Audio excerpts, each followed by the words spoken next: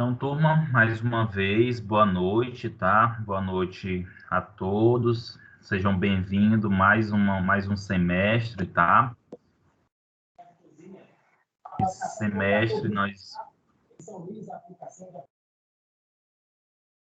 Esse semestre nós vamos estar responsável pela disciplina de ciência morfofuncional do sistema tegumentar, locomotor e reprodutor.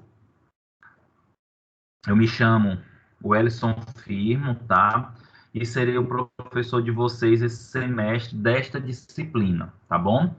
E aí, quando nós falamos do sistema tegumentar, locomotor e reprodutor, ele tem uma importância muito grande aí no contexto, quando se pensa no desenvolvimento do organismo em si e algumas situações peculiares, tá? E aí, turma, inicialmente me apresentando, tá? Me chamo Wellison Firmo, sou formado em farmácia, tenho especialização em saúde pública e especialização em farmacologia, com mestrado em saúde e ambiente e doutorado em biodiversidade e biotecnologia, tá bom? E aí fique à vontade, eu não sei se todos aqui já estão no grupo do Telegram da disciplina, tá? Esse final de semana eu irei organizar a disciplina e vou colocar lá nas primeiras aulas, vou colocar o link da turma, tá? Do Telegram para quem ainda não conseguiu entrar na turma, tá? A nossa disciplina, turma, de modo geral, é uma disciplina tanto teórica quanto prática, tá? Então, nós teremos inicialmente nossas aulas teóricas, depois nossas aulas práticas. Lembrando que nós precisamos seguir as características institucionais, né, para a obtenção de nota. Então, vocês precisam fazer as atividades solicitada pelo professor, vocês precisam realizar as avaliações oficiais dentro do prazo, fazer o desafio nota máxima, o estudo dirigido e atividades do portal, tá? E tudo isso vocês realizando, vocês têm aí a somatória de ponto, que é importante aí para a finalização da disciplina, tá? Não esqueça, então, de realizar todas essas atividades. Lembra que, além das atividades do portal, vocês têm atividades passadas pelo professor.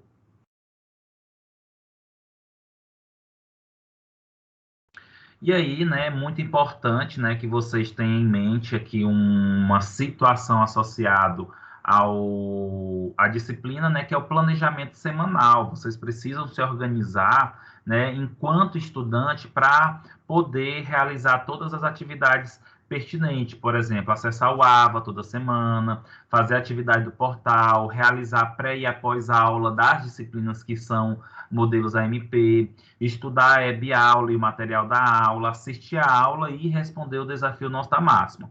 Se você tem esse planejamento semanal, se você tem essa organização, você vai ser um aluno que vai sair bem aí em todas as atividades e alcançará a pontuação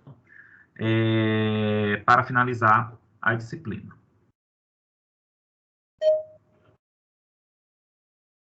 Gente, às vezes eu vou parar um pouquinho, porque eu estou admitindo aqui os alunos, tá?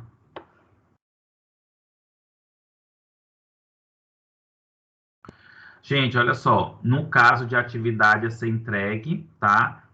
Geralmente essas atividades serão enviadas pelo AVA, tá? É o nosso principal sistema, ou por e-mail, tá? Enviar as atividades no prazo estabelecido, tá? Sempre colocar aí como campo do assunto do e-mail ou da atividade, sempre colocar aí a definição da disciplina, né? Colocar aí atividade de sistema morfofuncional, do tecido tegumentar, para ficar fácil assim a nossa identificação, tá? E lembrando que todas as atividades precisam ter o nome, se for entregue por e-mail ou pelo AVA, é preciso ter o nome completo dos alunos do grupo, tá? Não só o primeiro nome, mas sim o nome completo. Alguma pergunta, gente? Algum comentário até aqui? Alguma dúvida? Não, professor. Fique à vontade para interromper qualquer momento a aula, tá? Independente de eu estar falando ou não, tá? Gente, nossas aulas, né, nossos encontros serão online via Teams, via AVA, tá? Por enquanto, o professor vai estar enviando o link via grupo, tá? Mas vai chegar um momento que esses links não serão mais enviados, porque os alunos, teoricamente, têm que estar regularizado todo o sistema acadêmico, tá? E os nossos encontros presenciais irão acontecer no laboratório.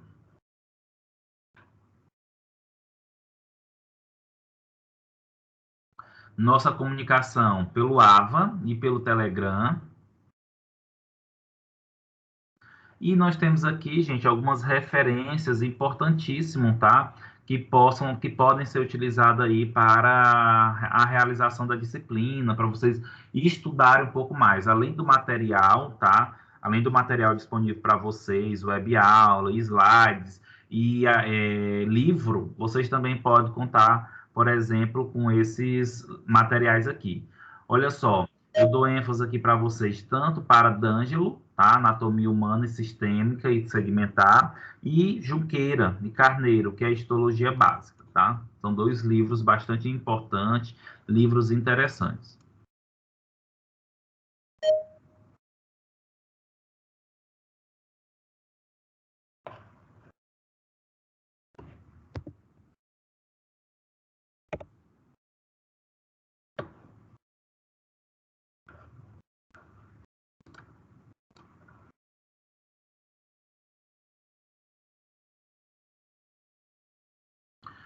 Então, turma, olha só, foco, coração, a semana vai ser de muito estudo e trabalho, né? Na verdade, aí nós temos não só a semana, nós temos o final de semana em si, de modo geral, tá? De muito estudo, de muito trabalho, né?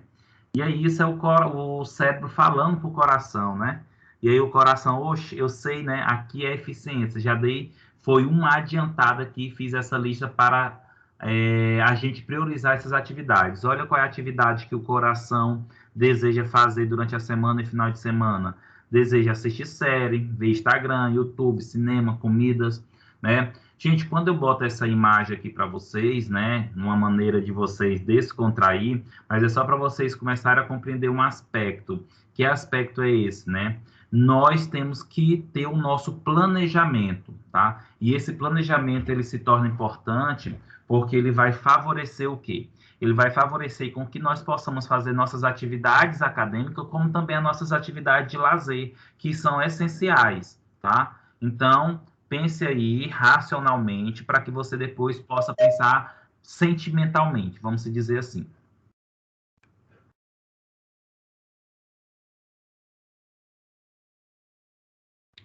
Turma, só uma dúvida. Aqui tem alunos da farmácia, biomedicina, odonto e estética? Enfermagem, professor, Tem também. também de enfermagem, certo. Tem outro curso que eu falei, que não está aqui, que eu não falei? Fonoaudiologia. Qual? Fonoaudiologia. Fonoaudiologia, certo. Então sejam todos bem-vindos, tá, gente? Vamos ter um semestre aí bastante proveitoso, com fé em Deus.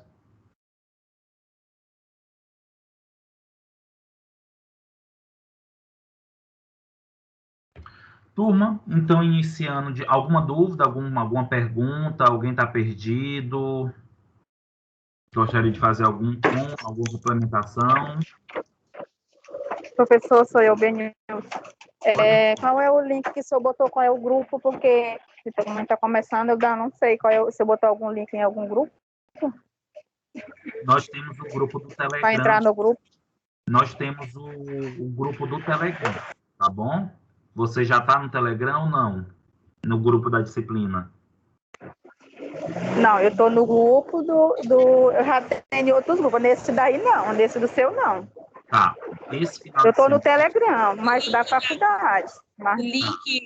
O link da sua matéria do grupo ainda não foi disponibilizado para a gente. A coordenadora disponibilizou alguns links e ficou de disponibilizar o restante, mas não foi disponibilizado até agora. Tá. Vocês querem anotar o meu telefone para que vocês possam mandar uma mensagem para mim, para que eu possa enviar o link já para vocês, para vocês não perderem tempo? Anotem aí, por favor. Professor, quem não tem ainda. Oi. Professor, não tem Oi. como o senhor colocar no chat aqui para alguém entrar nesse grupo e aí é só adicionando, igual a gente fez ontem na outra matéria. Ariadna, né? Isso. Eu vou botar, só que o que acontece? Você está entrando pelo próprio portal, não é isso? Pelo AVA. Isso.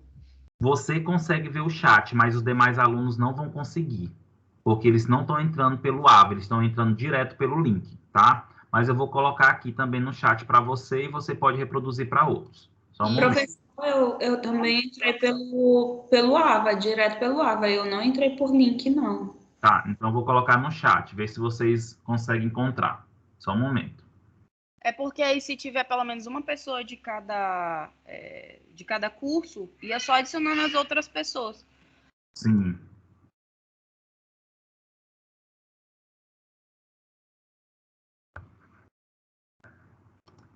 Só um momento, vou colocar agora.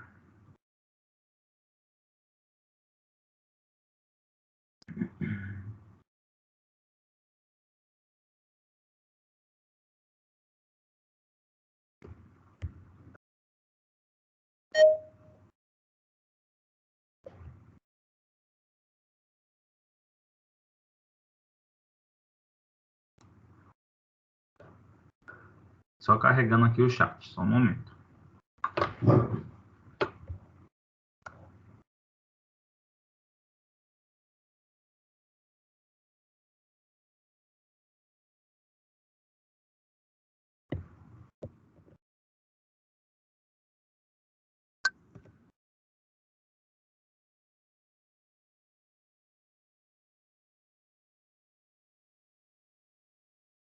Pronto, enviado no chat o link, né, tá? Então, quem consegue visualizar já pode aí tentar entrar.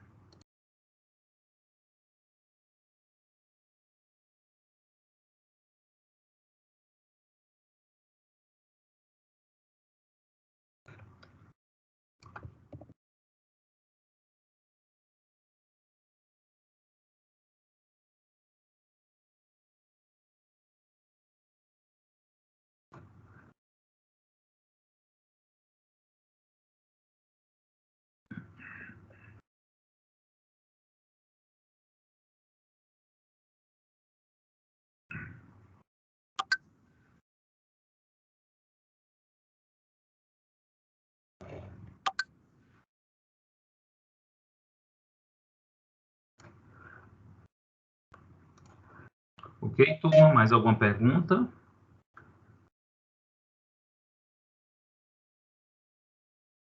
Se não há nenhuma pergunta, vamos prosseguir, tá? Então, né, pensando na nossa disciplina, de modo geral, gente, nós, inicialmente, na unidade 1, nós estudamos o sistema tegumentar e esquelético, tá? E aí, quando nós pensamos em sistema, é muito importante nós compreendermos um ponto. O nosso corpo, né, o corpo humano, vocês saberiam me dizer qual é a unidade funcional do nosso corpo? O que leva o funcionamento do nosso corpo? Já começo com esse questionamento para vocês. Professor, Oi. você tá compartilhando algum slide, alguma coisa, tá? Estou. Porque não tá aparecendo aqui para mim, tá tudo escuro. Tá aparecendo para alguém, gente, os slides? Tá aparecendo aqui para mim, unidade 1, sistema segmentar e esquelético. Para mim também tá. Eu acho que é Ótimo. porque ele tem que ajustar no telefone dele, ou no computador. Na tela. Ou então, pode ser a internet. Aí eu sugiro você sair e entrar novamente, tá bom? Tá, eu vou sair e vou entrar para ver se Funciona. Tá ok. E aí, turma, dentro desse contexto que eu falei para vocês, alguém saberia me dizer qual é a unidade funcional do nosso corpo? As células. Isso, As eu ia falar de células. As células.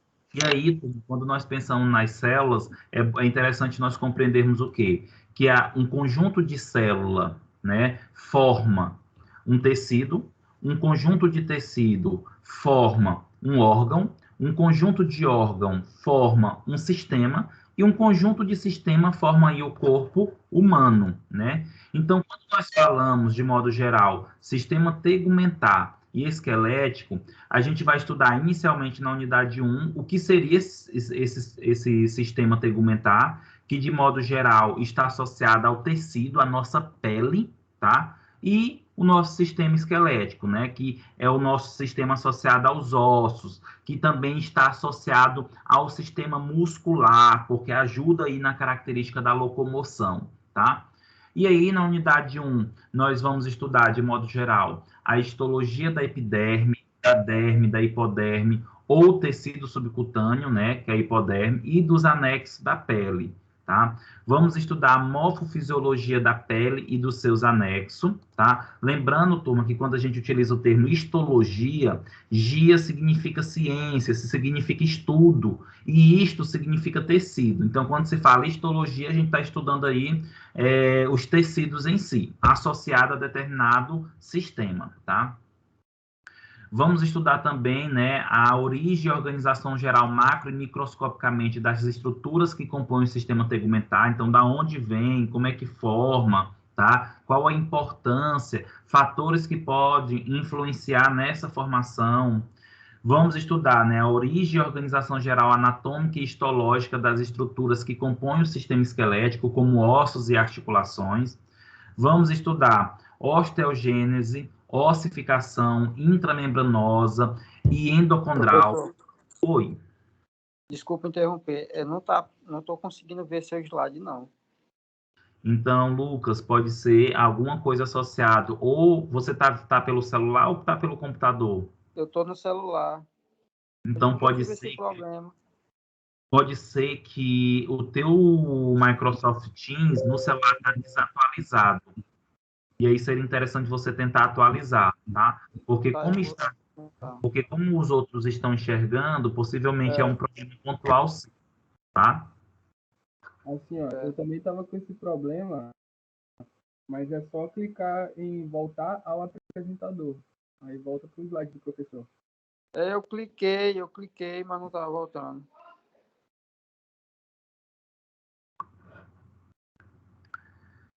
E aí, gente, ainda nessa unidade, nós vamos estudar também os conceitos de tecido ósseos e cartilaginosos, histologia das cartilagens, dos ossos compactos e esponjosos. Ou seja, de modo geral, a nossa disciplina, ela perpassa uma parte de citologia, uma parte de anatomia e uma parte da histologia e embriologia, tá?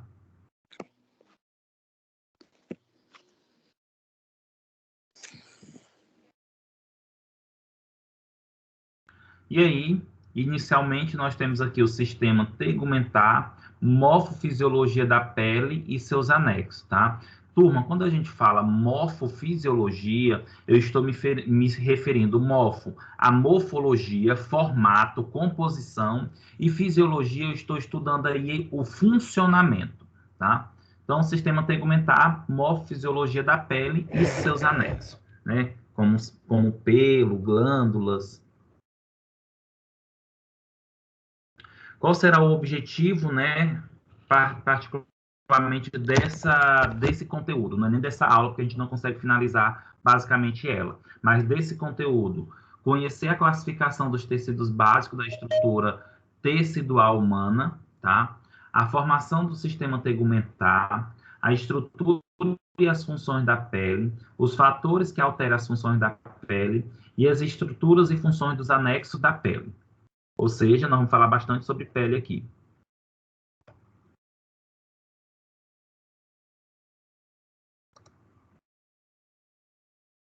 E aí, como eu comentei anteriormente para vocês, né, de modo geral, as ciências morfofuncionais do sistema tegumentar, locomotor e reprodutor, ela tem como pilar o quê? Estudar disciplina histologia, fisiologia, embriologia e anatomia.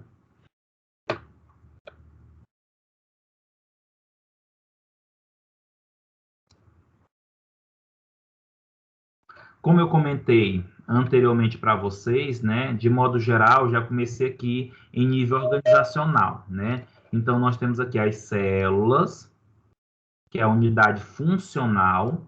Um conjunto de células vai formar os tecidos, o conjunto de tecidos, os órgãos, o conjunto de órgão-sistema e o conjunto de sistema, o organismo.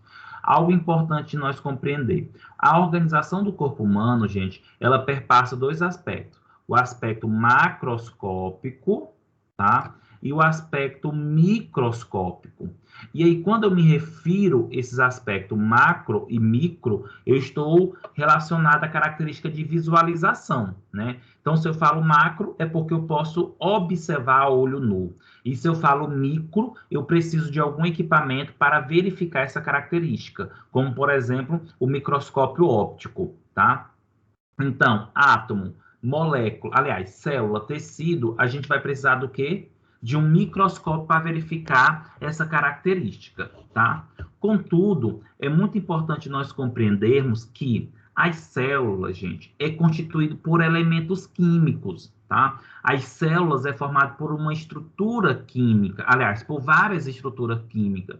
Consequentemente, se é uma estrutura química, isso favorece o quê? A formação de elementos químicos, ou seja, a célula também é constituída por átomos, tá? Apesar de que é importante nós compreendermos que os átomos, assim como as moléculas, não serão vistos na microscopia óptica, tá? Vai ter que ser utilizado um outro recurso mais sofisticado, outros tipos de equipamento para visualizar essa característica.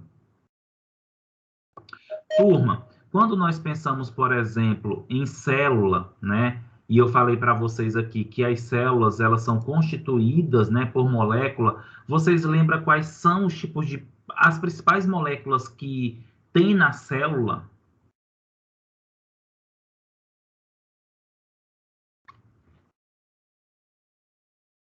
Professor, no caso seria hidrogênio, oxigênio, nitrogênio, enxofre. Isso, na verdade, isso daí seria basicamente os elementos químicos, mas quais seriam as moléculas? Porque quando nós pensamos em molécula, basicamente a gente vai pensar em substância, em constituição, mas realmente é hidrogênio, oxigênio, mas de substâncias químicas, vamos pensar assim, de substâncias químicas, quais são as principais substâncias químicas que constituem uma célula? Que vai ter, Ácidos nucleicos, seria isso? Hã? Ácidos nucleicos. Ácidos nucleicos, né, que vai constituir aí, de modo geral, material genético. A membrana é constituída pelo quê? A membrana celular é constituída pelo quê? Proteína. Tem proteínas inseridas, mas não é a principal. Em maior quantidade, a membrana é constituída pelo quê? Lipídios? Fosfolipídios, né? Lipídios. Apesar de que tem... Carboidratos também, professor? Oi? Carboidratos também não. Também. A célula também, a membrana, ela não é que ela seja mais de carboidrato, mas tem carboidrato, tem proteína. Mas a principal constituição da membrana celular, da célula, é de fosfolipídio.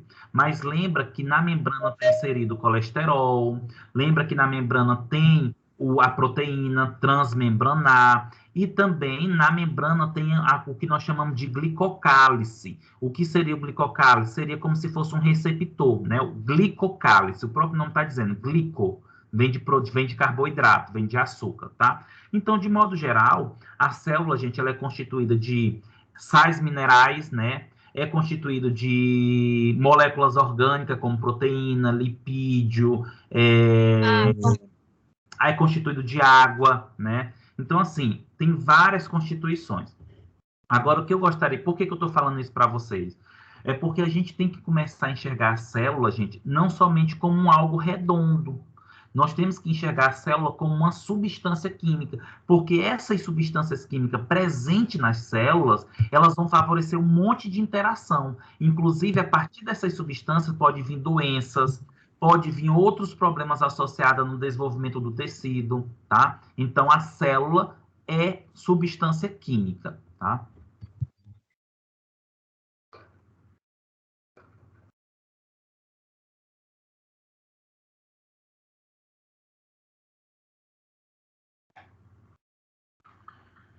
E aí, turma, lembra-se que, de modo geral, nós precisamos aí formar os tecidos, né? E aí os tecidos, eles são formados basicamente a partir lá do feto, né? A partir lá do embrião, de modo geral. Só um momento. E aí, olha só, a formação dos tecidos.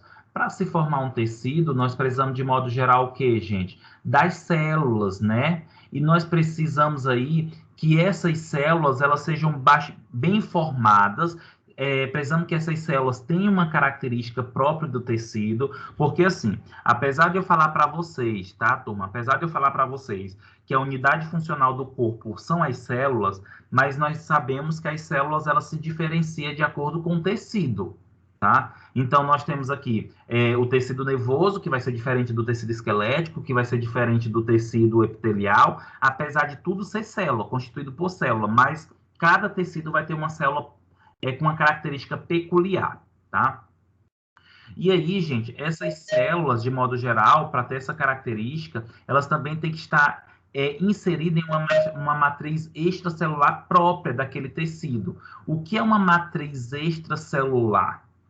Toda célula, gente, ela, ao redor dela, existe um líquido, tá? Que a gente chama de líquido intersticial. E dependendo do tecido, essa célula vai ter uma característica de líquido, tá? Que é a matriz extracelular. Lembrando que o termo extracelular significa fora da célula, tá? Da mesma maneira que a célula, ela tem uma constituição intracelular, tá? Olha só, a quantidade de matriz extracelular pode variar de acordo com a estrutura de cada tecido. O que seria isso? A composição química daquele líquido intersticial que fica entre as células no tecido, na constituição do tecido, pode variar de acordo com a estrutura de tecido. Então, pode ser que tenha um tecido que tenha mais sódio do que cloreto, né? Pode ser que um tenha mais açúcar do que proteína. Tudo vai depender do quê? Do tecido, da célula.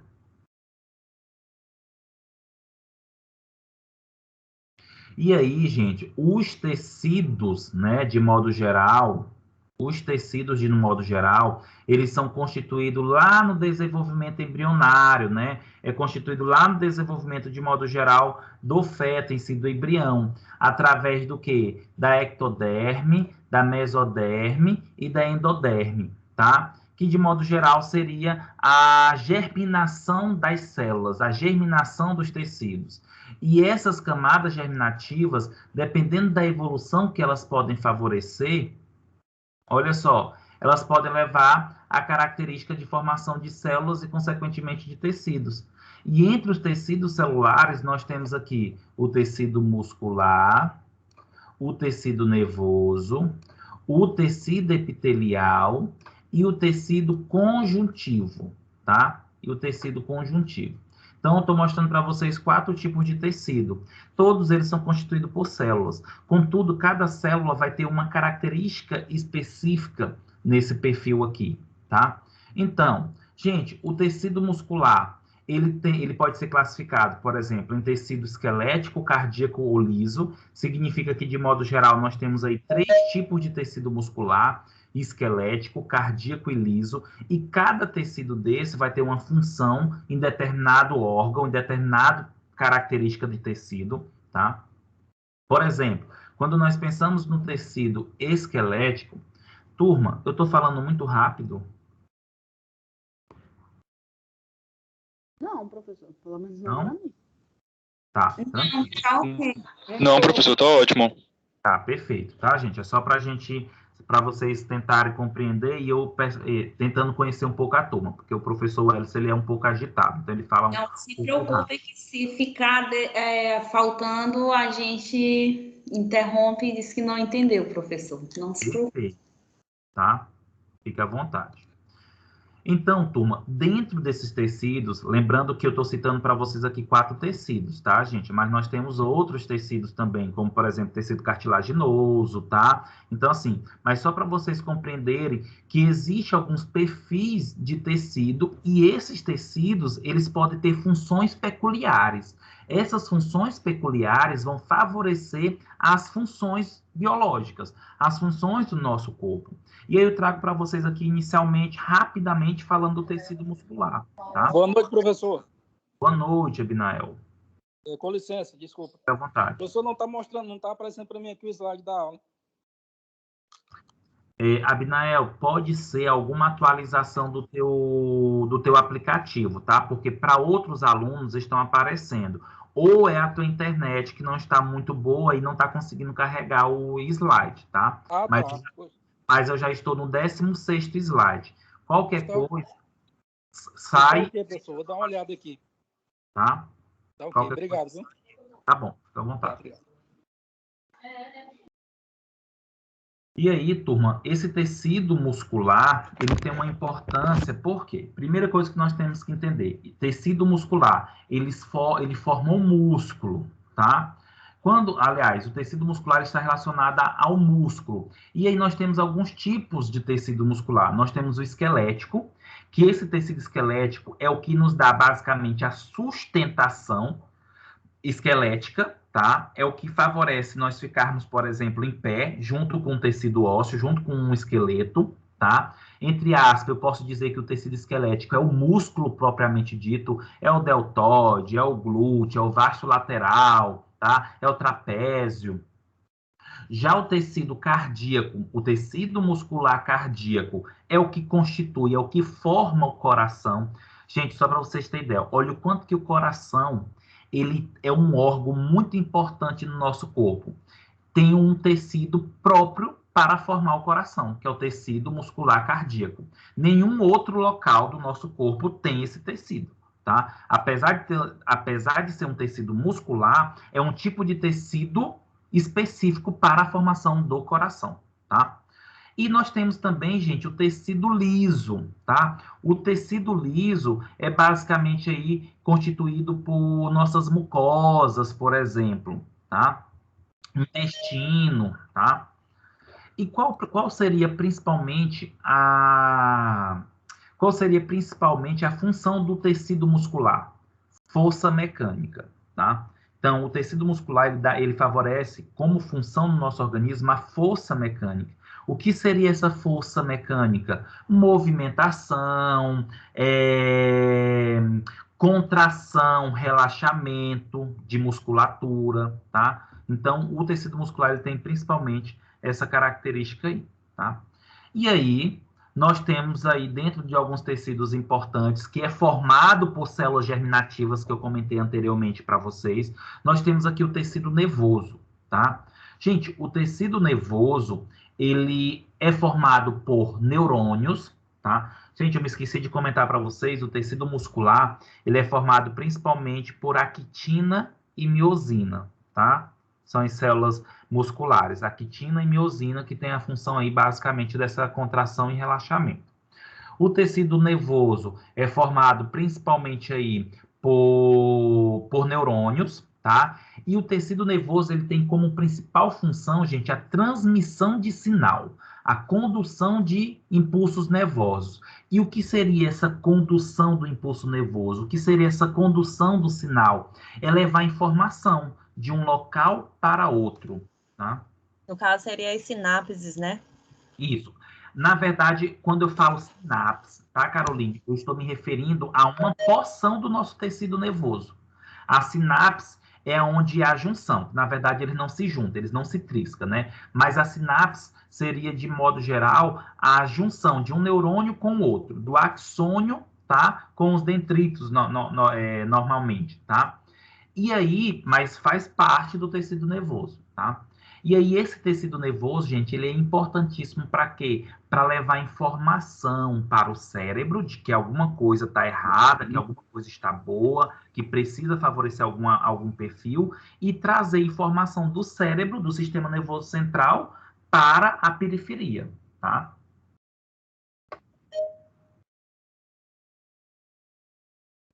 E aí, nesse sentido do sistema nervoso, gente, quantos problemas nós podemos estar associado aí, né, ao perfil desse sistema nervoso, tá? Por exemplo, a condução de informação para a gente sentir dor está associado, por exemplo, ao tecido nervoso, tá? Pessoal aí da odontologia, principalmente, pessoal aí da enfermagem, né, que trabalha muito com questão de anestésico, que trabalha muito com a questão de analgésico. É muito importante nós compreender que a dor, ela é percebida, tá? A gente acha que sente a dor, mas a gente não sente, a gente percebe a dor. É meio estranho falar isso, mas é o que acontece, tá? Por exemplo, quando a gente vai, quando você percebe a dor, significa que levou informação. Você teve um corte, por exemplo, na mão, vai levar uma informação, um impulso nervoso lá para o sistema nervoso central para dizer, ei, tem alguma coisa errada ali. E aí o cérebro manda informação para o cérebro não, o sistema nervoso central manda informação para aquele local, tá? Que alguma coisa está errada. Professor, Nós começamos a perceber a dor. Oi. por isso que quando se tem um corte, primeiro se olha, depois se sente. Não é assim que funciona? Você, às vezes, por exemplo, você sofreu um corte, mas você ainda não viu. Aí você sente aquele líquido um pouco quente deslizando, aí você olha, é a partir do momento... Eu já passei por essa experiência.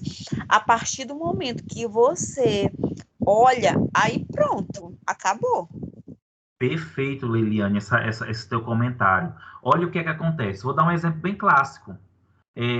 A gente tem um corte com papel, né? O papel corta o teu dedo. Simplesmente você não percebe. Você não percebe. Depois de dias, por algum motivo, tu olha pro teu dedo e tu já vê que já tá um pouco cicatrizado, tu já vê que já tá um pouco vermelho. E aí pronto. Depois daquele dia que tu olhou o teu dedo cortado, tu não consegue mais beber água sem doer, tu não consegue mais fazer as coisas sem perceber, tá? Por quê, gente? Muitas vezes a dor ela é percebida e não sentida. É um pouco filósofo, mas é só para vocês compreenderem. E o que a Leliane comentou é muito comum. É comum, por exemplo, as pessoas perfurar o pé com um prego muito rápido, que o corpo não consegue levar informação, não consegue processar para levar informação para o sistema nervoso central. E a pessoa sai caminhando. E aí simplesmente uma outra pessoa vê e vê que está sangrando e avisa, ei, está sangrando. Pronto, a pessoa viu agora o sangue, aí ela aparece a dor. Aí ela começa a perceber a dor. E né? mesmo em casos mais graves, né, professor? Tipo, acidente, tiro, alguma coisa que a pessoa foi atingida, até mesmo em seguida vinha a óbito, e aí quando ela não percebeu, eu já vi inúmeros casos que eu sou muito curiosa em estar olhando essas situações, e aí ele não percebeu, aí a pessoa, quando ele olha aquele sangramento, olha que ele foi atingido, aí que ele desperta para aquele sentimento do que realmente está acontecendo, porque, tipo, facada, tiro, coisas muito graves e que a pessoa não se atentou no mesmo momento. Depois que ela olha, que ela vai ter a reação de sentir. Perfeito. Eu vou complementar essa fala de aqui, Ana Gabriela, da Leliane, e aí eu vou abrir para o Lucas e para o Frank, que pediu a chamada, tá bom? Só um momento. É só para vocês entenderem. Gente, é muito comum, por exemplo, a pessoa sofreu um acidente, como a Leliane comentou, e o braço foi amputado, o braço foi sacado, na verdade. E aí, simplesmente a pessoa não sente nada. E todo mundo vê que o braço está destruído. E a pessoa fica, não, tá tudo bem, tá tudo tranquilo. Por quê? Ela não olhou ainda para o braço. É tanto que as pessoas vão e começam a botar a mão, a pessoa começa a pedir para a pessoa olhar para ali, para a pessoa não ver que o braço está destruído, destroçado, como diz o povo, né? Por quê? Porque na hora que ela olhar, ela vai perceber toda a dor. O cérebro vai levar a dor. Aí a Ana Gabriela perguntou, por que que isso acontece? Porque quando a pessoa tem um acidente desse forte, que destrói, por exemplo, o braço, leva ao braço sacar, destrói todos os nervos, destrói todos os receptores sensitivos. Então, não tem como levar a informação para o cérebro. Então, o cérebro não percebe que está errado. Mas, na hora que ele olha, ele percebe que tem uma coisa errada. Aí, ele leva a sensação de dor, tá? Lucas, você levantou a mão primeiro, pode dizer. Professor, não teria como você disponibilizar esse slide aí no grupo para eu poder estar acompanhando aqui mesmo manualmente, sem ser pela chamada, que fica muito ruim acompanhar sem olhar o slide. Tá, eu vou disponibilizar, mas hoje já não tem. Vou disponibilizar, mas hoje não tem como, tá? Eu saí daqui para mandar no grupo, vai demorar muito, tá? Mas eu vou mandar no grupo de vocês. Na próxima aula vocês já têm, tá bom? Oi, Frank. Oi, professor, boa noite. Boa noite. Era só um exemplo também, né, do que aconteceu comigo. Aconteceu um acidente aqui na minha frente, e um carro bateu numa moto, né, com duas pessoas, e eu olhei ali tudo, tipo, bem na minha frente, e eu fiquei, nossa, velho. Aí eu fui olhar, né, saí do carro para poder ajudar as mulheres que estavam na moto, e eu olhei a perna da mulher. A perna da mulher estava destroçada, assim, estava toda quebrada. E eu acho que por causa da pancada na cabeça, ela estava muito forte, estava olhando para todo mundo assim, e tipo, todo mundo olhando a perna dela assim, só que ela não sentia dor. E o motivo dela não sentir dor pode ser, tá? Tem vários fatores, mas pode ser que os nervos sensitivos dela, o sistema nervoso periférico dela foi todo destruído. E aí, se foi todo destruído, não tem como levar informação para o cérebro. Mas é só o cérebro ver que ele vai e leva a informação para a dor, tá? Oi, Priscila. Acho que a Priscila queria falar. Sim, professor. É porque assim, o senhor está falando a respeito dos impulsos nervosos aí quando sofre um acidente, qualquer coisa, é interrompido, então essa sensação de dor consegue ser burlada porque a gente não olhou, não teve a percepção, certo? Ó, Mas também quando ocorre uma amputação, por que que a pessoa fica com aquela sensação que ainda está com o membro? Porque tem pessoas também que eu já vi, já presenciei, que terminam de fazer uma cirurgia de retirada, digamos, da perna e a pessoa ali está sentindo coceira na perna, tudinho. É impressionante isso. Eu queria saber o que que ocorre nesse caso. tá. E Priscila, isso é o que nós chamamos de sensações fantasma ou dores fantasma, tá? Porque tem um membro fantasma. Gente, entenda uma coisa: tudo é hábito, tudo é cultural, tá? Então, por que que a pessoa acha que está sentindo dor numa perna que já não tem mais? Porque ele passou um tempão sentindo dor ali na perna. Isso acontece, Professor, isso, só um momento, tá? Já que eu levanto a mão, eu acho que é LT. Levanta a mão que eu vou seguir a sequência, tá? é que eu não estou vendo aqui onde há a opção de levantar a mão. Liliane, então você é a próxima, tá? Só um momento. Aí olha só o que acontece. Nós temos aí, imagine só, uma pessoa que passou o tempo todo com uma dor na perna por algum motivo, né? Teve uma infecção na perna, uma erisipela, ou porque teve um câncer, e a pessoa passou um bom tempo sentindo dor ali.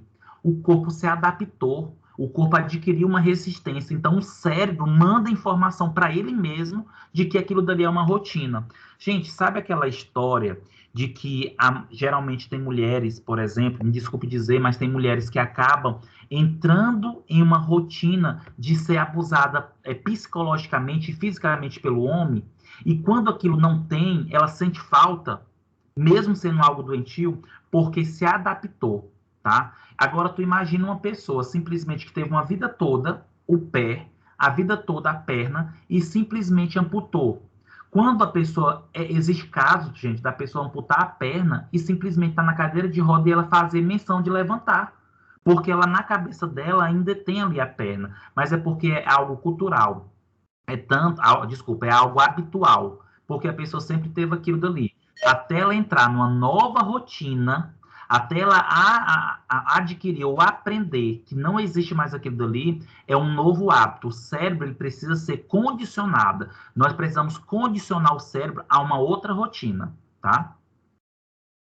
No caso, ele só vai parar de jogar essa informação quando a pessoa se acostumar ali que já não existe mais o membro, é isso? Justamente, até ele adaptar que não existe mais, mudar a rotina, tá? E muitas vezes é comum e importante a procura de psicólogo, de terapia, tá?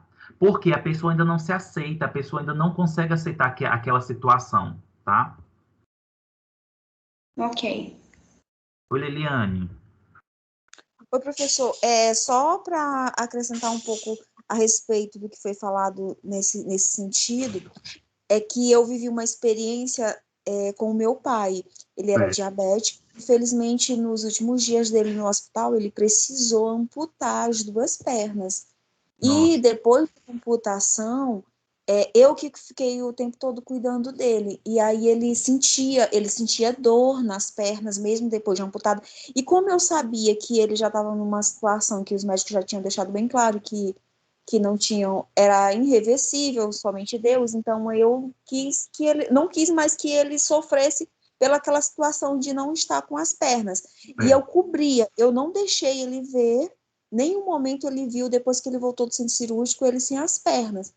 E aí ele pedia muito para mim coçar. Minha filha, ele falou assim, minha filhinha, minhas pernas estão coçando muito, você pode coçar para mim? Eu, sim, pai, sim, vou coçar. E aí eu colocava a mão para ele ver que eu estava colocando a mão por baixo do lençol, tá bom? E ele sentia a sensação, era incrível. Aí ele dizia, ai, minha perna. Eu falei, eu vou fazer uma massagem. Então eu colocava as mãos por baixo da perna, do lençol, eu dizia que estava coçando, eu dizia que estava fazendo massagem, e ele tinha aquela sensação que sim, ele dizia, agora sim, eu vou descansar, agora tá bom. E era incrível.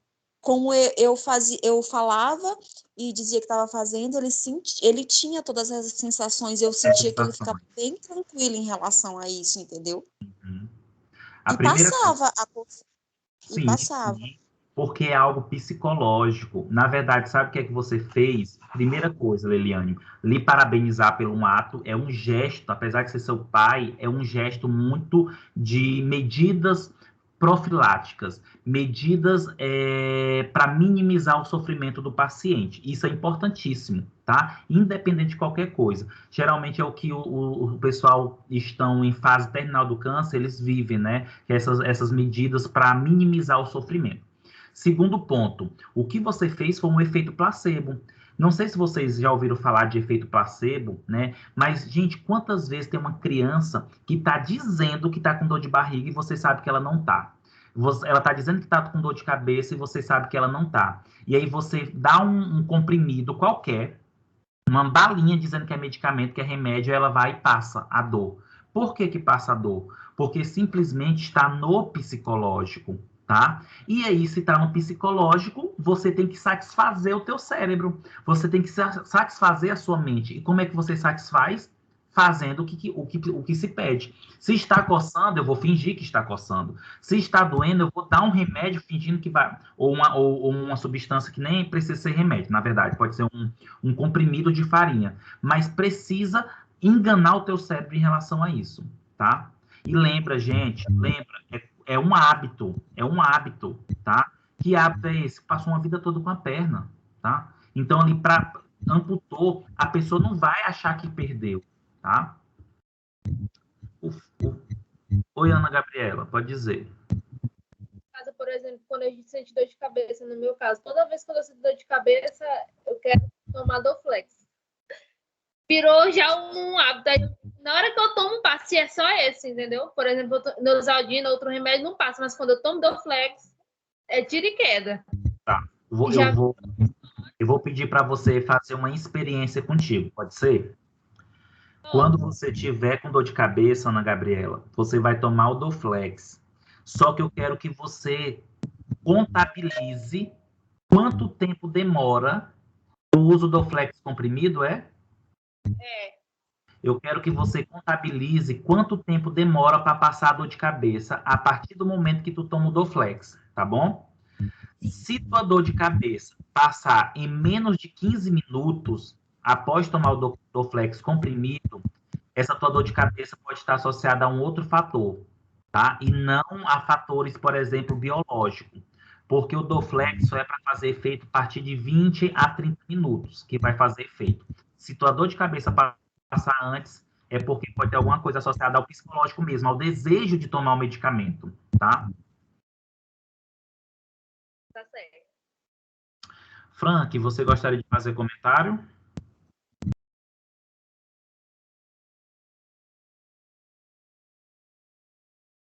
Jéssica. Oi, professor. Fica à vontade. Tipo também com os pacientes que fazem uso de morfina, que às vezes eles nem, assim, que são tipo dependentes, que às vezes eles nem sentem dor, mas eles ficam desejando tomar a morfina para sentir aquela sensação de... Tá. Pode ser também, né? Isso às vezes nem tá querendo, não tá nem sentindo dor, mas sente aquele desejo pela morfina, para relaxar. Tá. Aí, nesse caso, Jéssica, eu vou dizer que já não envolve muito o que nós estamos falando. Quando a pessoa ela é dependente, vamos dizer assim, ou tem desejo pela morfina, ela já tem dependência química mesmo, tá? E ela começa a sentir todos os sinais e sintomas que nós chamamos de síndrome de abstinência. Então, ela sente realmente a dor de cabeça, ela realmente sente angústia, e aí ela precisa tomar morfina, mas isso já não é a necessidade, é uma síndrome de abstinência, tá? E o corpo começa a sentir mesmo. Ela vai sentir dor sem sentir dor. Ela vai ter, por exemplo, é muito comum a pessoa que tem síndrome de abstinência à morfina ter diarreia, porque a morfina é cortipante. Então a pessoa vai ter diarreia, porque esses sinais e sintomas são a síndrome de abstinência. Então, a pessoa sente mesmo, tá bom? Aí ela já tem a dependência química mesmo. Entendi. Tá? Então, turma, como eu estava comentando para vocês, que nós entramos nesse contexto, foi só para explicar para vocês a questão da dor, né? Que, na verdade, a dor ela é percebida e não sentida, tá? E isso está associado a esses impulsos, às células que são especializadas em mandar informações, impulsos elétricos. E aí o que é que acontece? Os medicamentos analgésicos, os medicamentos anestésicos, eles têm essa importância, principalmente os anestésicos. Por exemplo, o que os anestésicos locais fazem? Xilocaína, lidocaína, eles bloqueiam o impulso nervoso. Se não tem um impulso nervoso, o cérebro não reconhece que tem alguma coisa errada. O sistema nervoso central não reconhece que tem alguma coisa errada. E aí, a pessoa sente menos dor. Lembrando que quando começa a passar, né? Quando começa a passar a sensação do anestésico, aí o corpo ele começa a voltar a ter uma dor, mas é uma dor menor. Tá? Porque é como se o corpo já estivesse se adaptando, ou logo em seguida dar um analgésico para minimizar essa dor, tá? E tudo isso que eu estou falando para vocês está associado ao quê? Está associado aí, só um momento, está associado aí a um perfil mesmo de célula, característica de célula. Oi, Priscila. Professor, agora o senhor está falando isso, eu me lembrei assim de uma coisa muito engraçada mesmo que aconteceu comigo quando eu fui fazer a cesárea da minha filha, que por descuido médico eu olhei todos os equipamentos, instrumentos que iria realizar a cesariana, né? E eu já estava anestesiada, mas quando eu vi, eu comecei a gritar que eu estava sentindo o meu corpo inteiro.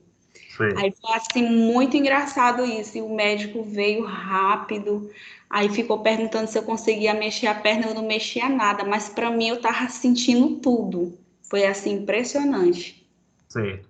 E aí nós temos que avaliar algumas situações associadas ao anestésico, tá, Priscila? Pode ser algo psicológico, porque você viu e você sabe que seria cortada, tá? E aí a gente imagina, por exemplo, a mulher sente a própria sensação do bisturi passando, tá? Mas eu quero também chamar a atenção para vocês de uma coisa, turma. Não significa que a pessoa tomou um anestésico ou foi aplicado um anestésico que o anestésico funcionou. Essa questão de anestésico depende muito de indivíduo para indivíduo. Tem a questão da dose. A dose, ela influencia. Se o indivíduo ele tem mais gordura, por exemplo, está com sobrepeso, ou tem obesidade, o anestésico tem que ser diferente. Tem pessoas que têm mais dificuldade de ter ação do anestésico. E aí, quando eu falo isso, significa o quê?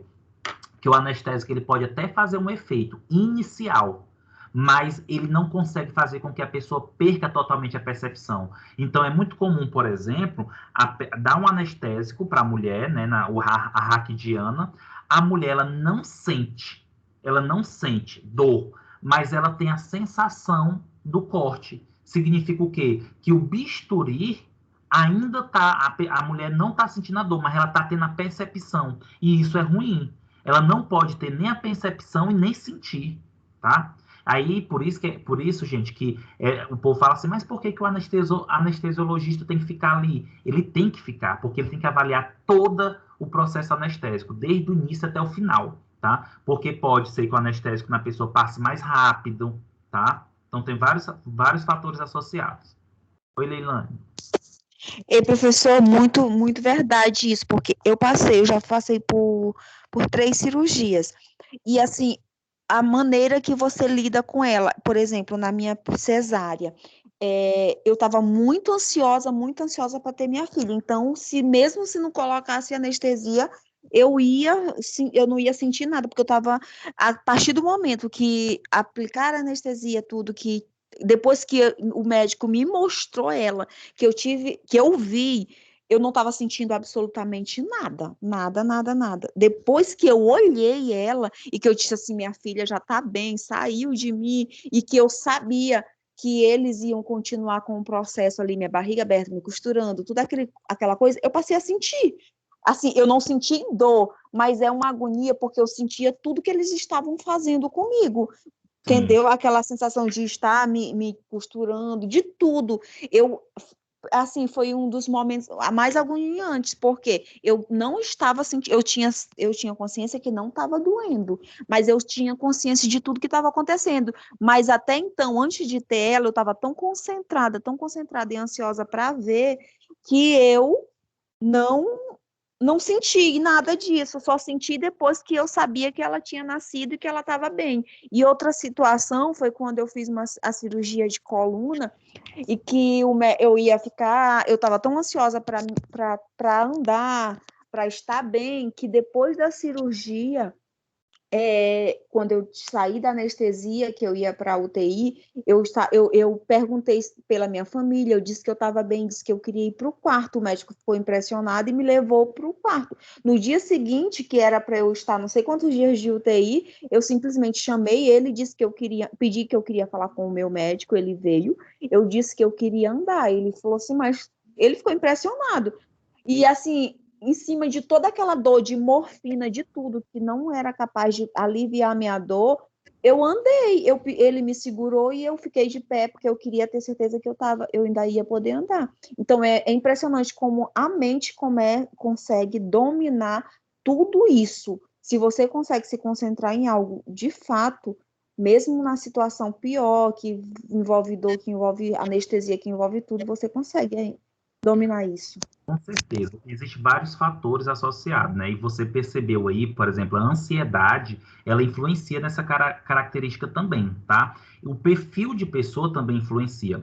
Gente, olha só, eu vou dar uma ideia para vocês, né? Aliás, vou comentar algo para vocês. O homem, tá? Ele, aliás, a mulher tem dor de cabeça, a mulher tá menstruada, a mulher tá com cólica, a mulher tá cheia de problema, ela consegue fazer tudo. Ela está sentindo dor, mas ela está trabalhando. O homem tem uma dor de cabeça, ele já pede atestado para 7 dias. Né? Por quê? Porque a mulher, ela é mais resistente à dor. A mulher, ela tem um domínio da dor diferente do homem. Mas por quê? Porque está associado ao próprio corpo, ao próprio organismo. A mulher todo mês sente dor, gente. A mulher todo mês tem uma situação que leva à dor. O homem já não tem essa rotina, por isso que quando ele tem um problema associado à dor, ele simplesmente desmaia, ele chora. Por quê? Porque não tem esse costume. E aí as mulheres, gente, têm essa tendência de ser mais resistente à dor do que o homem. A mulher, por exemplo, bate o pé numa quina de uma mesa, não fala nada. O homem bate o pé na quina de uma mesa, pronto, acabou. Acabou o dia para o homem, por causa da dor. E não é que ele é cheio de frescura. E ele está sentindo realmente dor. Por quê? Porque aquela dor é pertinente a ele. Agora, turma, deixa eu também dizer uma coisa para vocês. O nosso corpo, o nosso tecido nervoso, voltando aqui para a nossa aula, o nosso tecido nervoso, ele é adaptável a essa sensibilidade, tá? Como assim? Se hoje tu bateu o pé na quina e sentiu dor, amanhã tu pode bater de novo o pé na quina. Só que a dor já vai ser menor. No outro dia vai ser menor, mas a pancada é a mesma. Só que nós nos acostumamos, tá? A essa questão da sensibilidade, porque dor é perceptiva. Então, o nosso corpo vai ficando um pouco mais resistente, tá? Oi, Fran.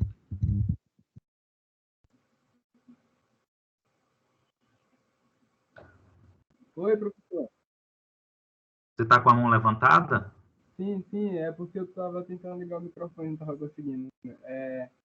Eu queria saber se tem alguma coisa a ver também. Tipo assim, às vezes a gente tá muito cansado, né? Aí a gente tá fazendo uma coisa e aí tem aquele cansaço danado que a gente pensa, nossa, a gente não vai conseguir.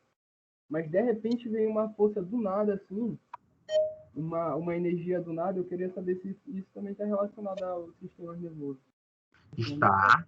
Está relacionado ao sistema nervoso, né? Então, mudando agora da dor para essa questão do sistema nervoso, outro fator associado ao nervoso. Está.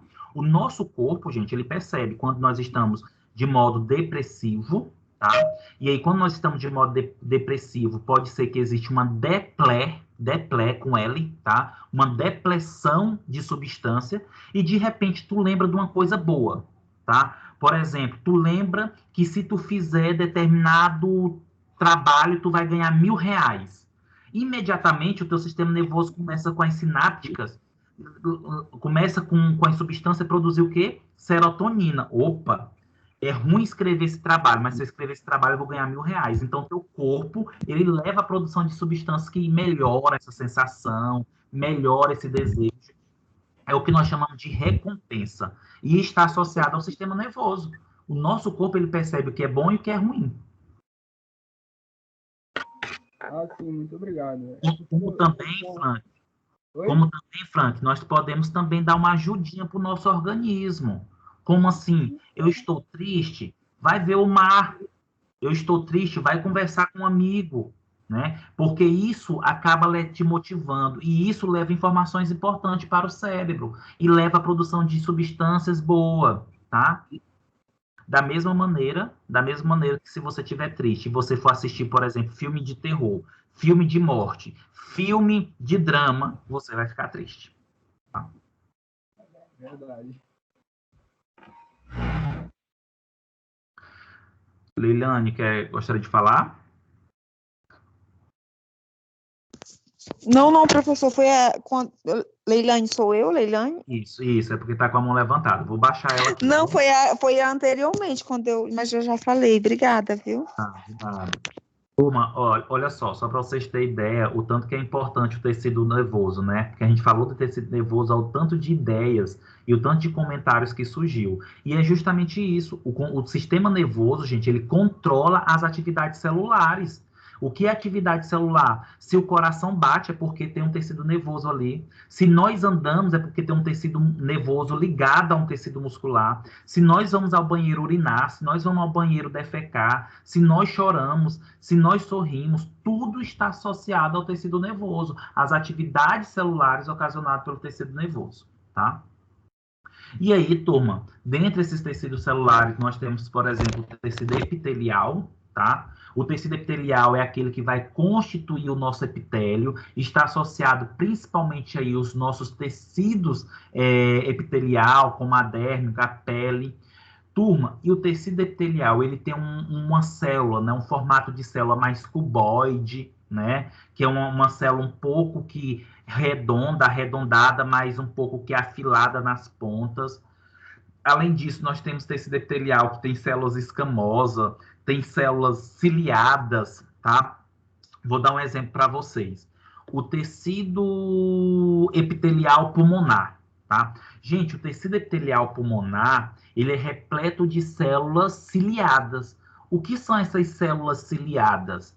São células que têm cílios. Esses cílios é como se fossem pelos. E qual a importância de ter, por exemplo, esses cílios no tecido epitelial do nosso sistema respiratório? É importante porque as sujidades oriundas do meio externo, né, que nós inalamos quando nós ventilamos o pulmão, isso leva sujidade para dentro do pulmão. Só que antes de chegar a sujidade no pulmão... Oi? No caso, esses cílios serviriam como filtros, né? Filtros Seria... Na verdade, serve, né, como filtro. Ele serve como filtro justamente para quê? Para que as sujidades aderem aos cílios para depois ser expelido pela boca ou por outras secreções no nariz, tá? Então, assim, nós temos várias funções. Lembrando que serve como filtro, mas dependendo do teu estilo de vida, esses cílios, essas células ciliadas, elas podem ser destruídas, como, por exemplo, quem é fumante. Quem é fumante, essas células ciliadas, elas reduzem mais da metade. Por isso que pessoas que são fumantes têm tendência de ter doenças pulmonares, né, mais facilmente, porque diminui a sua proteção. E aí, gente, o tecido epitelial... Oi? Professor, Oi. só um momento. Essas células ciliadas, elas estão relacionadas também sobre a hipoventilação no pulmão? Tem a ver com isso? Mais ou menos elas dão essa meio que iniciativas pela predisposição, no caso de quem fuma, que vai na predisposição da hipoventilação, que consequentemente vai dar pneumonia? É isso? Sim. Elas estão ligadas? Estão ligadas, sim, estão associadas, tá? A essa hipoventilação, essa hiperventilação. Por exemplo, vou dar um exemplo para vocês. É muito comum, né? Uma pessoa que ela é asmática, tá? É uma pessoa que é asmática. Pode observar, gente, que ela fica buscando, por exemplo, o ar, né? Então ela fica... Quando ela fica o tempo todo nesse sentido, ela tem uma fadiga e ela quer levar o oxigênio para o pulmão. Mas aí são outros fatores que a gente pode explicar no tecido conjuntivo depois, tá? Mas o que acontece? Quando eu tenho as células ciliadas boas, o cílio, gente, é como se fosse um tobogã para o ar. Os cílios ajudam o ar a passar mais sem tensão superficial, tá? Esse é o exemplo que eu estou comentando, por exemplo, de ventilação. Do que o Danilo comentou, outro exemplo. Pessoas que têm células ciliadas saudáveis, adequadas, em grandes quantidades, elas têm menor possibilidade de pneumonia, porque as bactérias, por exemplo, que podem vir pelo ar, pela nossa ventilação, elas podem aderir, por exemplo, nos cílios, e os cílios também expulsar essas bactérias através da boca ou através da respiração, através da narina, tá? Pessoas que já têm pouca cílios têm maior risco de ter pneumonia porque não tem essa proteção, esse mecanismo de defesa, por exemplo. Professor, e por exemplo, para quem no caso da COVID, para quem é saudável, que normalmente acaba tendo complicações devido à pneumonia, hipoventilação e tudo mais, a concentração de H2SO4 no pulmão e água, claro. Uhum. Então, no caso, a COVID, o vírus da COVID, ele consegue passar desapercebido por essas células ciliadas, já que algumas pessoas são saudáveis, não fumam, não possuem predisposição de outras doenças. Como é que ocorre isso? Isso, Danilo. Ele consegue, de modo geral, passar despercebido. Deixa eu só tentar explicar uma coisa. Não é porque tem as células ciliadas que as células ciliadas elas conseguem também pegar tudo que é substância. O vírus ele tem uma partícula bem menor comparada à bactéria. Então, como ele é uma partícula micro comparada a uma bactéria, ele consegue nem triscar nas células ciliadas. Ele consegue mais ir facilmente. Já as bactérias, por serem maior, acaba tendo uma densidade e acaba entrando em contato com os cílios, tá? É igual a algumas substâncias poluentes. Por que alguns poluentes conseguem rapidamente entrar, por exemplo, no pulmão? Porque as partículas são pequenas, tá? É uma explicação justificando, por exemplo, por que o vírus SARS-CoV-2, né? Que Covid-19 é a doença, o vírus é SARS-CoV-2, por que ele consegue, por exemplo, facilmente ir para o pulmão, mesmo tendo todas essas barreiras de proteção? Porque ele é micro. Então, ele é tão pequeno que ele não consegue, não vai aderir aos cílios. O tamanho das partículas influencia, tá? Deu para entender, Danilo? Ficou claro? Sim, deu sim. Muito obrigado. Nada. E aí, turma, o nosso tecido epitelial, de modo geral, eles são responsáveis por secreção, responsável por absorção, é responsável por proteção. Gente, por exemplo, a pele. A pele é considerado o maior órgão do corpo humano. E a pele, ela tem essa função aí protetiva, né? Tu já imaginaste, por exemplo, se tua pele fosse cheia de ferida, cheia de úlcera, você tem maior probabilidade de ter doença, porque é mais fácil os micro-organismos penetrar por uma lesão de continuidade, tá? E nesse caso, a nossa pele, por exemplo, favorece a proteção, tá? Gente, o tecido epitelial ajuda no aspecto absortivo, absorve substância. Nós absorvemos substância quando nós passamos, por exemplo, na pele uma pomada, um creme, tá? Fora que o tecido epitelial ajuda aí na produção também de substância. Exemplo, o suor, né? O sebo, tá? Que são pelas glândulas sebáceas, que é uma gordura, tá? Gostaria de falar, Ana Gabriela? Eu queria perguntar sobre essa secreção seletiva, o que significaria? Secreção, tá. Secreção seletiva é quando se produz determinada substância quando ela é necessária. Exemplo, turma, de secreção seletiva, o suco gástrico. Gente, vocês acham que o nosso corpo ele produz o tempo todo suco gástrico no estômago? Não. Ele vai produzir suco gástrico em momentos pertinentes. Quais são esses momentos pertinentes? Ele produz geralmente pela manhã, preparando para o café da manhã. Ele produz meio-dia, na hora do almoço, preparando para o almoço, e de noite, dependendo do horário. Ah, professor, então quer dizer que o suco gástrico ele só produz nesse momento? Não. Se tu tiver o tempo todo comendo, ele vai perceber, porque o ato de mastigar, né, o pessoal da odontologia, o ato de mastigar, tá? Isso daqui faz com que ocorra uma ativação do cérebro que você está se alimentando e aí precisa produzir o suco gástrico, mesmo em um horário que não é pertinente à tua alimentação, tá? Então, secreção seletiva seria mais ou menos isso, secretar substâncias em momentos, né, adequados, em momentos importantes. Oi, Sérgio. Boa noite. Boa noite. No caso da saliva, ela também seria uma secreção seletiva? Seria uma secreção seletiva. Vai secretar, né? O corpo vai secretar em momentos pertinentes. Nós não estamos o tempo todo salivando completamente. Nós podemos até ter uma secreção, mas em grande quantidade em momentos o quê? Que você mais fala para lubrificar, em momento que você vai se alimentar, né? Principalmente que você está se alimentando de carboidrato, porque ali na saliva nós temos a amilose, que vai iniciar a degradação do amido, tá? Isso também seria uma secreção seletiva. A lágrima, secreção seletiva, tá? Muito bem. Elisiane, gostaria de falar?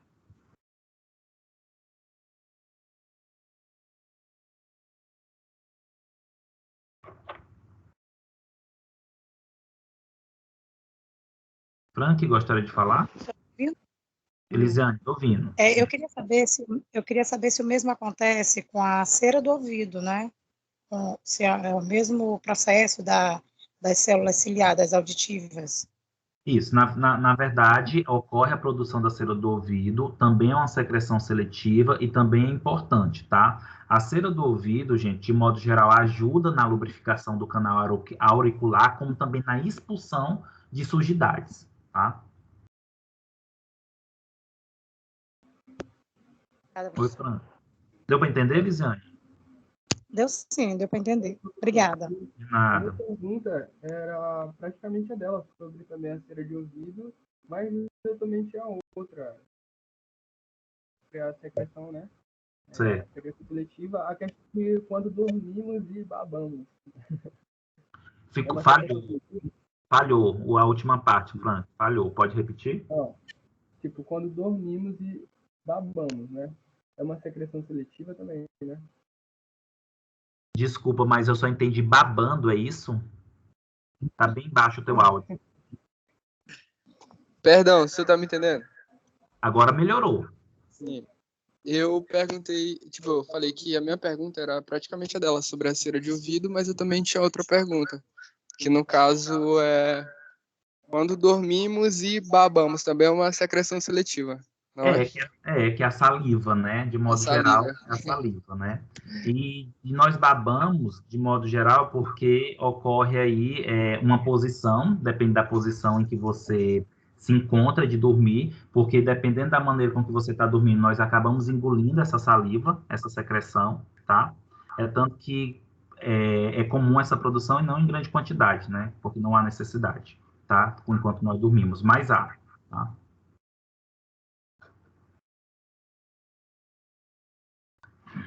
Gente, o suor é uma secreção seletiva, né? Vocês poderiam dizer, por exemplo, em que momento é importante nós suar?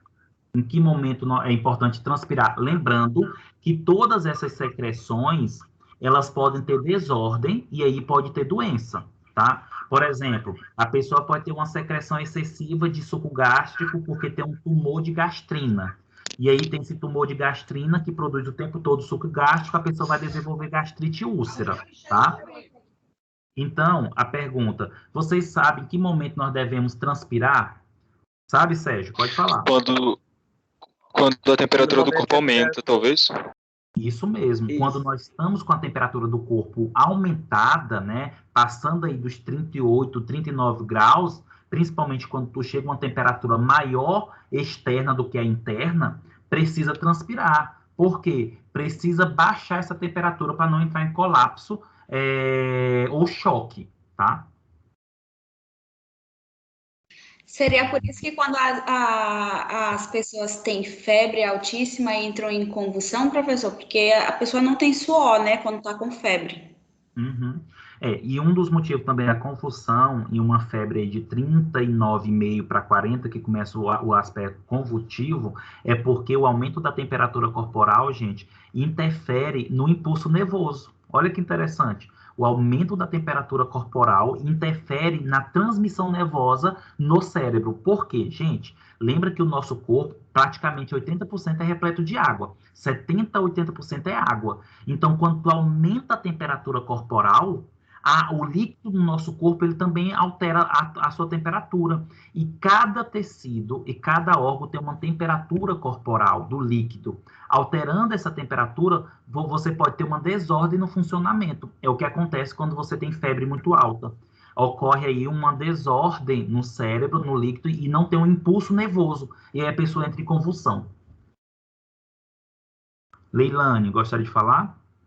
Sim, professor, a respeito desse aumento, desse suor, desse aumento de temperatura, eu ia falar a respeito de quando você está fazendo atividade física, que os seus batimentos aumentam, sua pressão, tudo aumenta, e você começa com esse suor mais excessivo.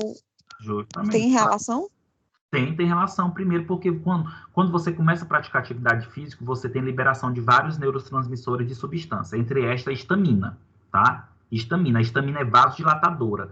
Começa a vasodilatar, o teu sangue começa a circular, e isso aumenta a temperatura corporal. E aí o corpo percebe, opa, tá tendo um aumento da temperatura corporal, deixa eu transpirar aqui para baixar um pouco essa temperatura, tá? Para não entrar em choque, tá? Oi, Sérgio. Professor, isso tudo tá ligado com a homeostasia, não é isso? O equilíbrio do corpo. Isso, homeostasia está associada ao equilíbrio do funcionamento do corpo, do sangue, do cérebro. Gente, e qualquer coisa que muda, nós temos uma cascata de informação, uma cascata de problemas associados, tá? Gente, é por isso, só para vocês terem ideia, para a gente passar para o tecido conjuntivo, só para vocês terem ideia, é muito comum, né, uma pessoa, quando ela tem hipertensão, ela desenvolver diabetes. Mas o que tem a ver hipertensão com diabetes? O que tem a ver? Porque a hipertensão vai levar problemas nos rins, e aí se tem problema nos rins, tem dificuldade aí na eliminação, por exemplo, de glicose, tem dificuldade na eliminação de algumas substâncias que influenciam no metabolismo do carboidrato. Se a pessoa é diabética, consequentemente, ela pode ter um risco muito grande de desenvolver hipertensão.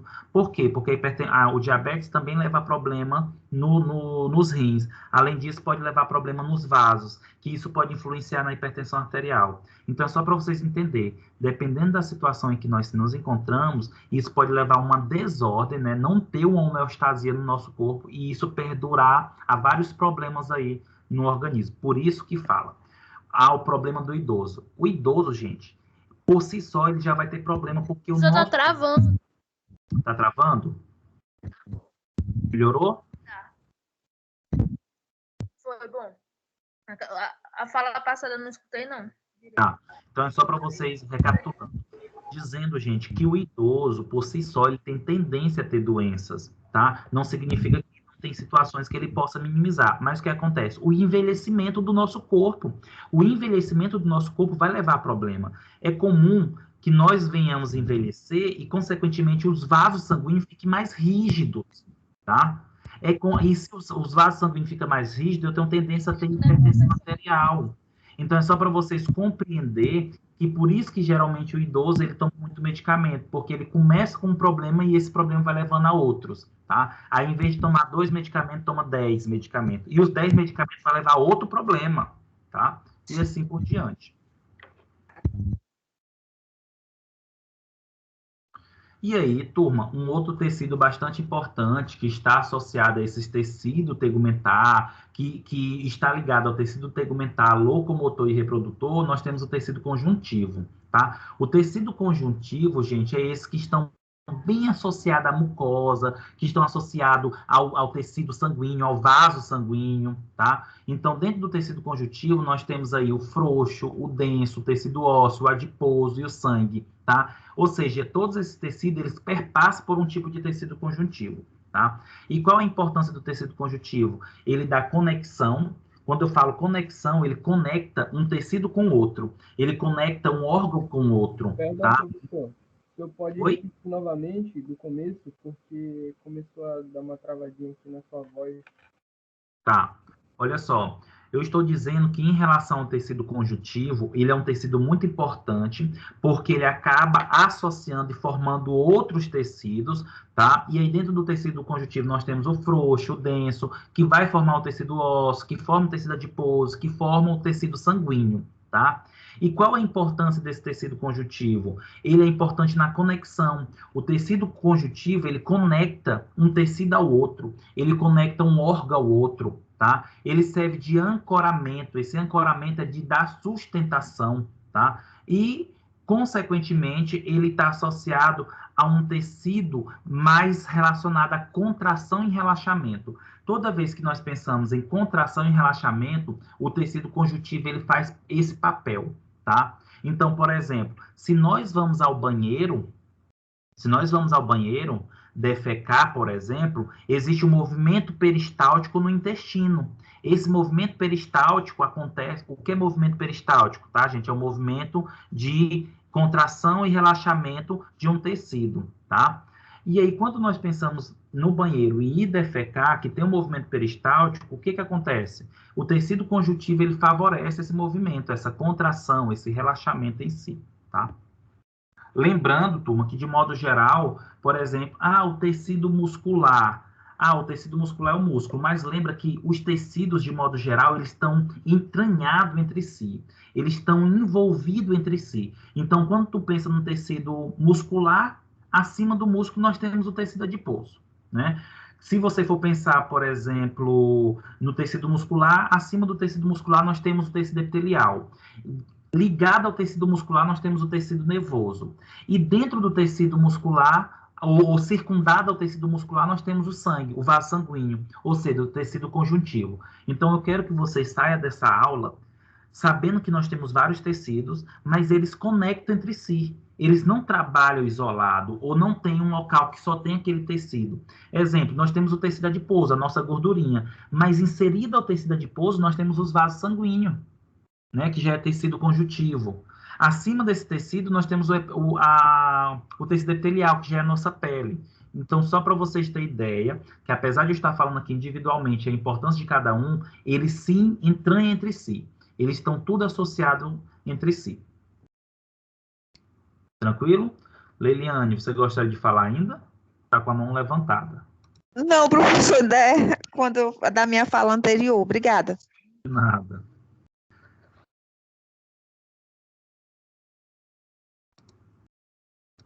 Tá. E aí, turma, olha só, nós temos vários sistemas, tá? E dentro desse sistema, nós temos os órgãos que fazem parte desse sistema. Oi, Sérgio. Professor, uma perguntinha aqui, pode ser até um pouco sem noção, mas o osso é formado por qual tecido? Tecido ósseo. E esse tecido, só que esse tecido ósseo, ele vem a partir do tecido conjuntivo. Só que ele se diferencia, tá? E aí, as principais células do tecido ósseo, nós temos aí osteócitos, osteoblastos, osteocástios, tá? Que nós vamos também lá na frente falar um pouquinho, tá? Tá bom, professor. Oi, Elisiane. Professor, eu queria só que o senhor me falasse, assim, qual é a estrutura desse tecido conjuntivo. Ele é um tecido de ligação, né? E conecta, mas eu queria saber, assim, qual é a estrutura dele? Quando você fala estrutura, você está querendo falar da composição celular? Isso, ele é gelatinoso, cartilaginoso. Não, ele é gelatinoso, tá? Entendi. Ah, tá. E ele é gelatinoso, ele não é cartilaginoso, tá? Dependendo do local, parece que travou, só um momento.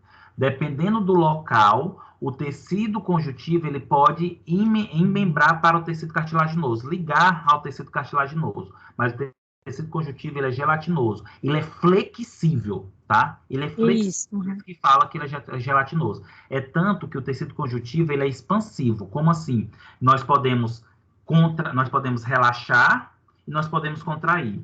Nós podemos relaxar, podemos contrair. Tudo que contrai e relaxa, ele está associado a um tecido liso, que é constituído por um tecido conjuntivo.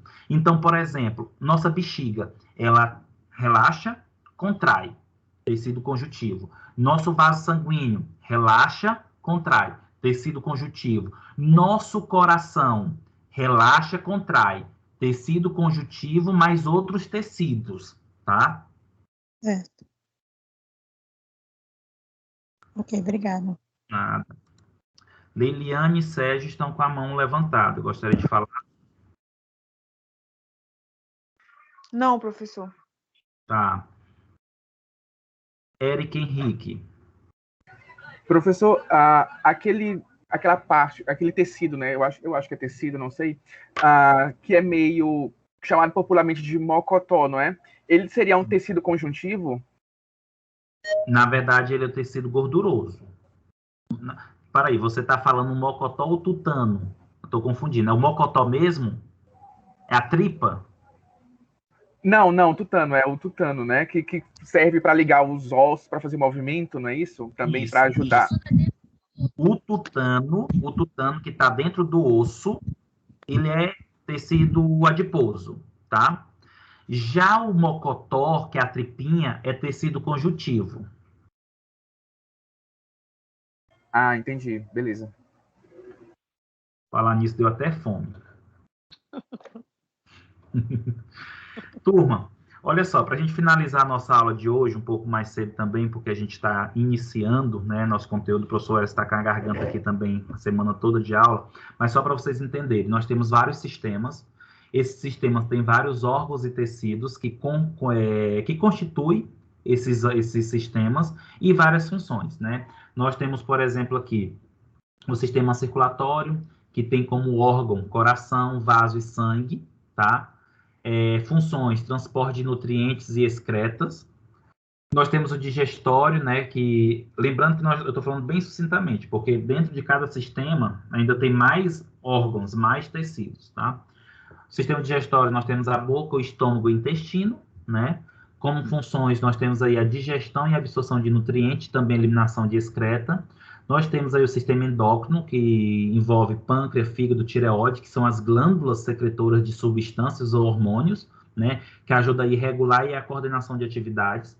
Nós temos o sistema imunológico, né, que nós temos aí como órgão, baço, timo e tecido. Nós temos aí, por exemplo, o leucócito, que é o tecido que faz parte do tecido sanguíneo, tá? E tem como função defesa.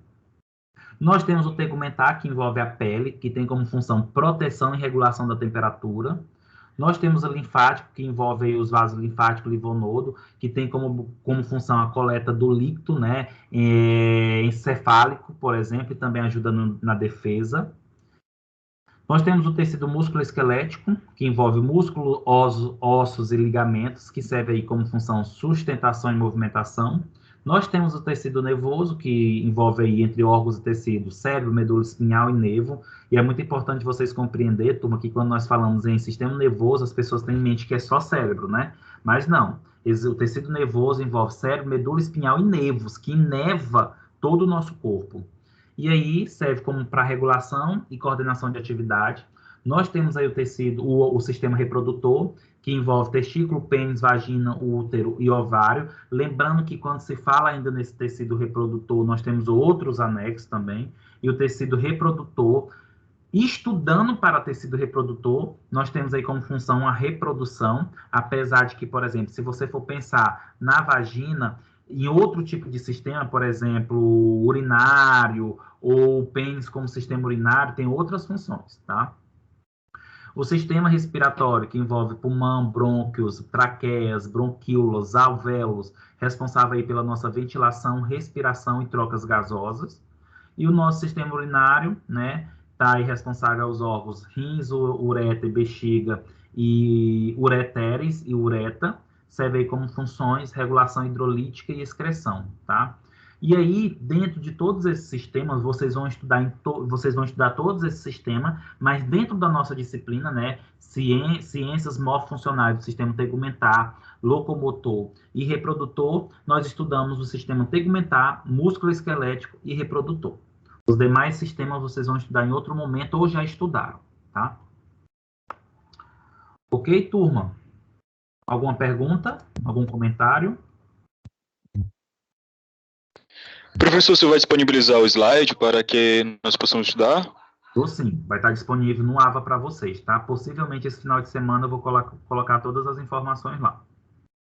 Mas É que tem como disponibilizar no grupo, porque, por exemplo, na minha situação, eu iniciei hoje, no curso de odontologia, e eu tive um problema na Pitágoras, porque o sistema ainda vai atualizar dentro de 48 horas, que no caso seria a cooperativa. E o portal está desatualizado.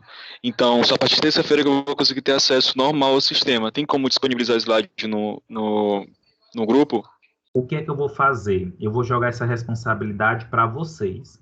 Quando eu colocar no portal os líderes, porque como vai estar no grupo, todo mundo no mesmo grupo do Telegram, de todos os cursos, eu vou pedir para alguém ou os líderes ficarem responsáveis por fazer isso, porque eu estou com muito grupo, estou com muita disciplina. Então, talvez eu vou ficar perdido ou não vou lembrar, a não ser que vocês me lembrem, tá?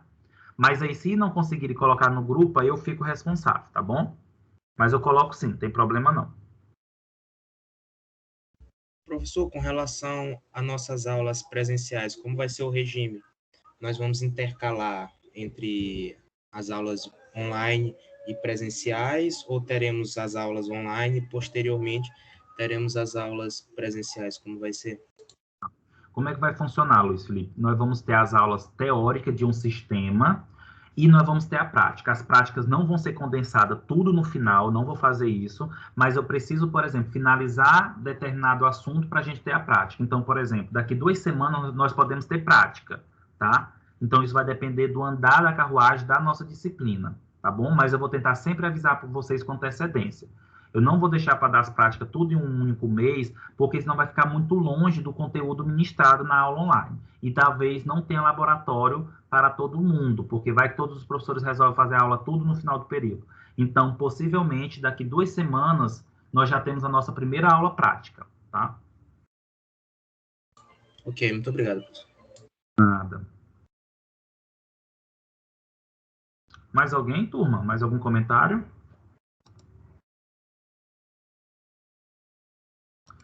Se não